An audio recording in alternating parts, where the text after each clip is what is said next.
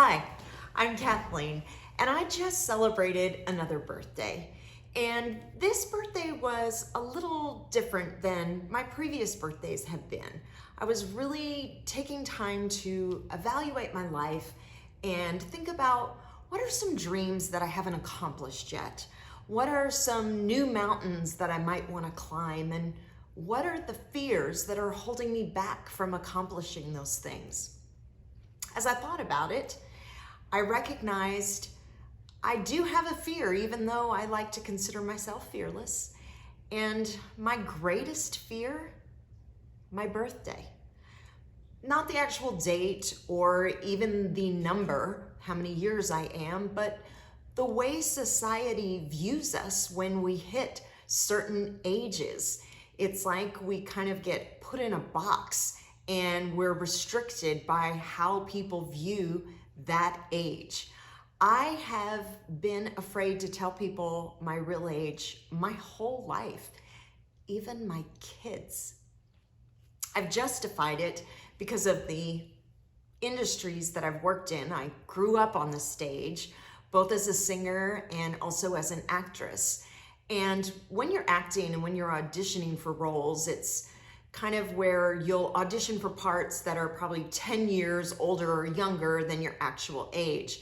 And so I was always told you don't talk about what your actual number is because you don't want to limit whether or not you might be considered for a particular role. And that just kind of kept with me in every area of my life. You know, it's like one day you go to sleep and you're too young for certain things, and you wake up to find yourself too old for other things.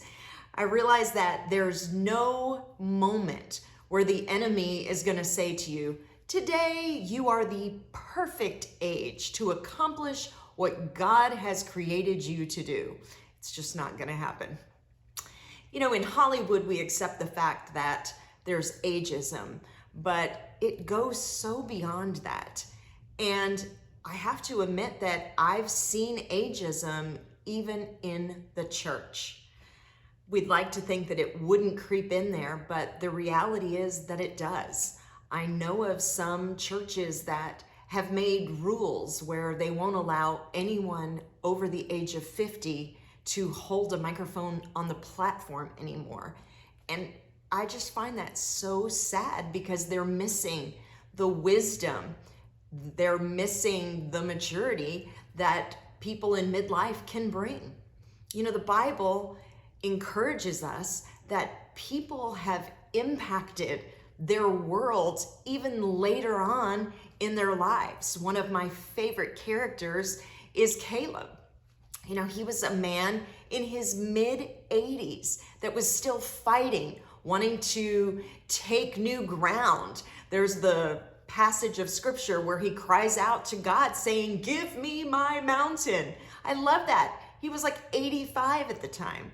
And then of course, for women, we have the example of Sarah, who gave birth to Isaac when she was 90. And that story has always been so inspiring, but also terrifying to me to think about that. But I know there's so many of you like me that still have dreams that you still want to birth. You might have books you want to birth or business ideas you want to birth. And I want to encourage you that it's not too late. I am extremely blessed to work at a church that still values what I bring as a female in midlife to the role of worship pastor and creative arts pastor. I am very rare, and I know that being female in the role of worship pastor, but how many women do you know in that particular role who are also battling menopause? There aren't many. And I just want to say a shout out and a thank you to Life Austin. I feel incredibly blessed to be a part of a staff, to work for some men of God like Randy Phillips and Brian Larson, who still believe in the value of having multiple generations represented in how we do church. We know that part of the role that I'm in right now is helping to raise up the next generation. And I think what's critical is also, whatever role we're in, staying teachable, having a growth mindset where you're continuing to pursue new things, not getting stuck right where you are. I love to bridge both the younger generation of the people I'm pouring into, as well as those who are beyond me in age, who have experienced more and are wiser than I am. We need each other to really have a full expression of life, especially in the church. I've always said that age is a state of mind, but I have to admit, as I get older, my body is starting to argue with that idea. I wake up in the morning and it definitely takes a little more effort to stretch and to get myself going with my coffee and other things in the morning than it used to take. And probably takes me a little bit longer with my makeup and my hair to get myself ready as well. But I'm so thankful that we can take the gift of life that God has given us, and we can pursue being vibrant at any age. I think it's really important for us to take time for self-care by taking care of our skin, our hair, making sure that we're getting enough rest, taking time to have fun with our family and with friends, enjoying fashion and decor, and also making healthy choices when it comes to our bodies, our soul, and our spirit, making sure that we're really prioritizing the things that are life-giving. All that to say, I think I found my next mountain. I'm starting a YouTube channel, and I want to encourage women to shine in every stage of life.